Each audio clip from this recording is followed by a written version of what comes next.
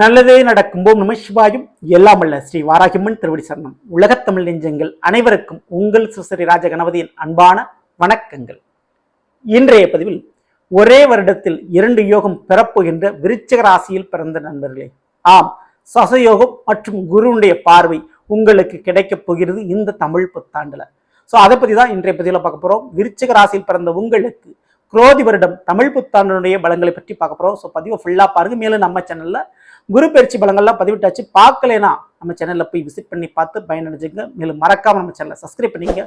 கூடவே தர பெல்லைக்கான பிரஸ் பண்ணிட்டு பக்கத்தில் ஒரு ஆளுன்ற ஆப்ஷனை தவறாம செலக்ட் பண்ணி வச்சுங்க. அப்படின்னா தான் நான் பதிவிடக்கூடிய அடுத்தடுத்த பதிவுகள் உங்களுக்கு உடனுக்குடன் நோட்டிபிகேஷனாக வந்து சேரும்.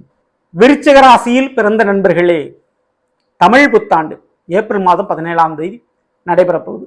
சுபகிருது வருடம் முடிந்து குரோதி வருடம் பிறக்கப் போகிறது. இந்த வருஷம் உங்களுக்கு எப்படி இருக்க போகுது அப்படின்றத இந்த பதிவில் பார்க்க போறோம். விருச்சிக ராசியை பொறுத்த வரைக்கும் குரோதி வருடம், இந்த குரோதினா பகை கேடும்பாங்க. எதிரி, கடன், நோய் இதெல்லாம் பகை. இதெல்லாம் தீர்க்கக்கூடிய வருடமாக இது இருக்கும். அதை களையறுக்கும் வருடமாக உங்களுக்கு இருக்கும். ஏற்கனவே இருந்த எதிரிகள் பிரச்சனை, கடன் பிரச்சனை, நோய் பிரச்சனையை முடிப்பதற்குண்டான வேலைக்கு ஆயத்தமாகக்கூடிய ஒரு வருடம் இந்த குரோதி வருடம் அப்படின்னு சொல்லிக்கலாம். இந்த வருஷத்துல உங்களுக்கு ஏற்கனவே சசயோகம் உருவாகி இருக்குது. சசயோகம்னா என்ன? சனி பகவான் தன்னுடைய சொந்த வீடுகளான மகரம் மற்றும் கும்பம் இந்த வீடுகளிலோ அல்லது துலாம் ராசியிலோ உச்ச வீடுகளோ இருக்கின்ற பொழுது அந்த வீடு உங்களுடைய ராசிக்கு 4ஆம் வீடாகவோ அல்லது 7ஆம் வீடாகவோ 10ஆம் வீடாகவோ வந்தா கண்டிப்பா உங்களுக்கு சசயோகம் சொல்லுவாங்க. அதனுடைய அடிப்படையில உங்களுடைய விருச்சிக ராசிக்கு 4ஆம் வீடு கும்பம், அதுல சனிவன் ஆட்சி பெற்று அமர்ந்திருக்கிறாரு. இந்த தமிழ் புத்தாண்டுக்கு பிறகு சனிவனுடைய பயிற்சி பெரிதளவு கிடையாது. அதனால சசயோகம் முழுவதும் இந்த வருடம் இருக்கு. அப்போ சனிவான் 4ஆம் வீட்டில் உட்கார்ந்திருந்து சசயோகத்தை கொடுக்கிறாரு. மேலும் சனிவனுடைய 10ஆம் பார்வை உங்களுக்கு கிடைக்குது. இந்த ஒரு தருணத்துல மேலும் இந்த சித்திரை 1 தமிழ் புத்தாண்டுல குருவானுடைய பயிற்சி நடைபெற போதுங்க. மே மாதம் 1ஆம் தேதி மேச ராசியில் இருக்கக்கூடிய குருபகான் அப்படியே இடப்பெயர்ச்சி அடைந்து ரிஷபராசிக்கு போகிறாரு. அப்படி ரிஷபத்துக்கு மாறக்கூடிய குருவானுடைய நேரடி 7ஆம் பார்வை உங்கள் மீது விழுகிறது. ஒரு பக்கம் சனிவான் பார்க்கிறாரு, இன்னொரு பக்கம் குருவான் பார்க்கிறாரு. சனிவான் சசயோகத்தை கொடுக்கின்ற அமைப்புல இருக்கிறாரு.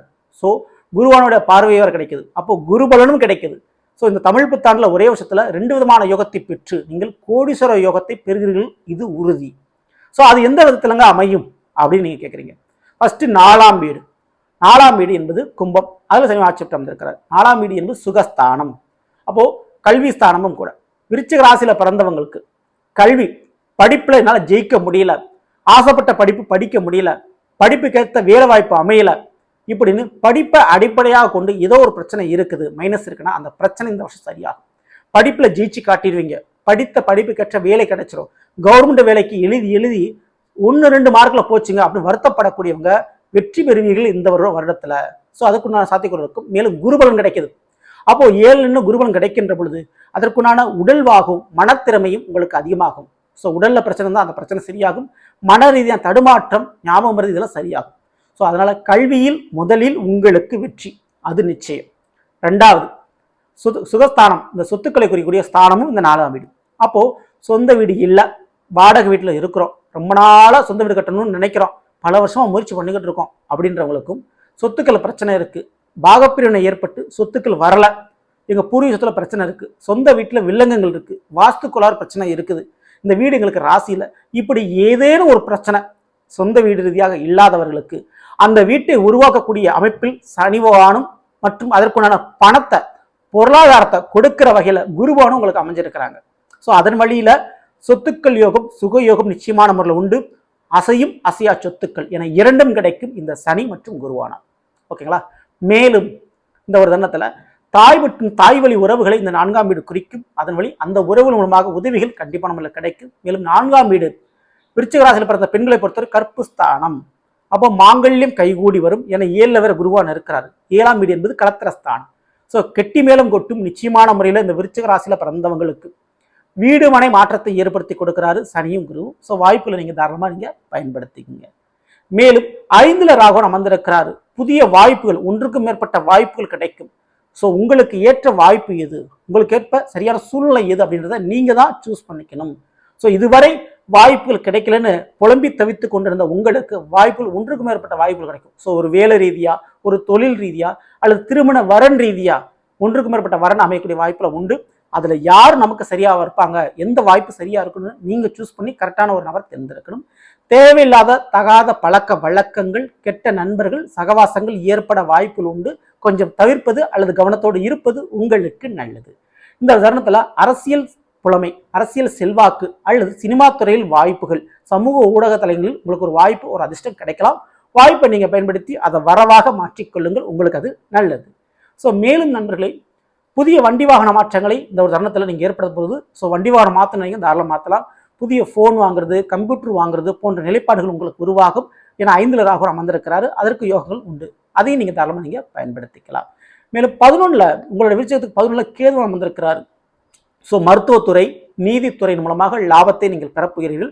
வெளிநாட்டு தொடர்பு ஏற்பட போது வேற்று மொழி மற்றும் வேற்று மதத்தவர் மூலமாக உங்களுக்கு சில உறவுகள் ஏற்படும், தொடர்புகள் ஏற்படும்.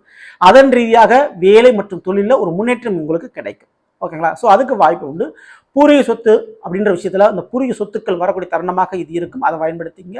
படிப்பினால் பெரிய லாபம் இந்த ஒரு வருஷத்தில் கிடைக்கும். அதே போல் ட்ரேடிங்கு, ஷேர் மார்க்கெட்டு போன்ற விஷயத்தின் மூலமாக அதிர்ஷ்டங்கள் உங்களுக்கு இணையதளத்தின் வாயிலாக ஒரு அதிர்ஷ்டம் கிடைக்கும். கண்டிப்பாக லாபம் உண்டு. இந்த ஒரு தருணத்தில் லாட்டரி டிக்கெட் மூலமாக அதிர்ஷ்டம் கிடைக்கக்கூடிய வாய்ப்பும் இந்த விருச்சிக ராசியில் பிறந்த உங்களுக்கு உண்டு. மேலும் உங்களுடைய மூத்த சகோதர சகோதரி மூலமாக நன்மையும் லாபம் இந்த ஒரு தருணத்தில் கிடைக்கும். அதே போல திருமண வாழ்க்கை சரியாக அமையாதவர்களுக்கு, இந்த விருச்சிக ராசியில் பிறந்தவங்களுக்கு அடுத்த திருமண வாழ்க்கை உங்களுக்கு நல்ல விதமாக அமையக்கூடிய யோக காலகட்டம் இந்த ஒரு காலகட்டமாக உங்களுக்கு அமையுது. வாய்ப்பு சரியா பயன்படுத்திங்க. மேலும் 7ஆம் வீட்டில் இருக்கக்கூடிய குரு பகவான் உங்களுக்கு சரியான ஒரு நபரை, சரியான உறவுகளை, சரியான நண்பர்களை உங்களுக்கு இனிமே அமைச்சு கொடுப்பாரு. இதுவரை உங்களை ஏமாற்றியவர்கள், இதுவரை உங்களுக்கு துரோகம் செய்தவர்கள் விலகி விடுவார்கள். இனிமேல் அமையக்கூடிய உறவுகள் அனைத்தும் உங்களுக்கேற்றபடி உங்களுக்கு நல்லவர்களாக அமைவார்கள். அதற்கு குருவான் சாதகமாக இருக்கிறாரு. ஸோ தமிழ் புத்தாண்டு தொடக்கத்திலிருந்து இந்த குருவானுடைய பயிற்சி முழுமையாக உங்களுக்கு இருக்குது. அதனால குரு சாதகமாக இருக்கிறாரு, குருபலன் உங்களுக்கு கிடைக்குது. அதனால இனிமேல் உறவுகள் ரீதியாக உங்களுக்கு ஒற்றுமையும் சந்தோஷமும் மகிழ்ச்சியும் நிம்மதியும் நிச்சயம் கிடைக்கும். அதில் எந்த மாற்று கருத்தும் இல்லை. மேலும் தனக்காரகனை 7ல் இருப்பதனால இனிமேல் பணம் கொடுக்கல் வாங்கல் விஷயத்துல கண்டிப்பாக உங்களுக்கு லாபம் உண்டு. ஸோ அதன் ரீதியாக நல்ல ஒரு பார்ட்னர்ஷிப் கிடைப்பாங்க. தொழில் வேலை ரீதியான எதிர்பார்க்காத லாபங்கள் கிடைக்கும். அதன் ரீதியாக பொருளாதார முன்னேற்றம் உண்டு. ஸோ அதனால உங்களுக்கு கோடி சொன்னக்கூடிய ஒரு அமைப்பு கூட உங்களுக்கு ஏற்படும். மேலும் உங்களுடைய முயற்சி நீங்க தான் போட்டுக்கணும். காலமும் கிரகமும் அந்த வாய்ப்புகளையும் சூழ்நிலையை மட்டுமே நமக்கு உருவாக்கி கொடுக்கும். அதுல நம்மளுடைய முயற்சியை போட்டாதான் அது வரமா நமக்கு மாறும். சரிங்களா? ஸோ அந்த முயற்சியை போடுங்க. கண்டிப்பா அந்த தமிழ் புத்தாண்டு உங்களுக்கு மாற்ற முடியாத ஒரு வருடமாக இருக்கும். மேலும் இந்த புத்தாண்டு நீங்க செய்யக்கூடிய ஒரு வழிபாடு அப்படின்னு பார்த்தா 11ல் கேதுவான் அமர்ந்திருக்கிறாரு. ஸோ லாபம் வருவதில் சின்ன தடை ஏற்பட்டா விநாயகருக்கு சிதறு தேங்காய், அதாவது விடலை தேங்காய்னு சொல்லுவாங்க, அந்த விடலை தேங்காய் உடைச்சி அந்த வழிபாடு பண்ணுங்க. செல்லுகின்ற காரியம், எடுக்கின்ற முயற்சிகளில் முதல்ல விநாயகரை வணங்கிட்டு தொடங்குங்க. அந்த காரியம் நிச்சயமான முறையில் உங்களுக்கு வெற்றியை கொடுக்கும். ஸோ நல்லது, நாம் இன்றைய விருச்சிக ராசியில் பிறந்தவங்களுக்குரிய பலனை பற்றி பார்த்தோம். நிச்சயமா உங்களுக்கு பயனுள்ள பதிவாக கிடைக்கிற பிடிச்சிருந்த லைக் பண்ணுங்க. மேலும் உங்கள் நண்பர்களுக்கு, உறவினர்களுக்கு மறக்காமல் ஷேர் செய்யுங்கள். இதுவரை நம்மளுடைய சேனலை சப்ஸ்கிரைப் பண்ணாமல் இருக்கிறவங்க சப்ஸ்கிரைப் நீங்க கூடவே தர பெல்லைக்கான பக்கத்தில் ஒரு ஆளுன்ற ஆப்ஷனை தவறாமல் செலக்ட் பண்ணி வச்சுங்க. மேலும் அடுத்து சந்திப்போம். நன்றி, வணக்கம். நல்லதே நடக்கும். ஓம் நம சிவாயம். எல்லாம் உள்ள ஸ்ரீ வாராகியம்மன் திருவடி சரணம்.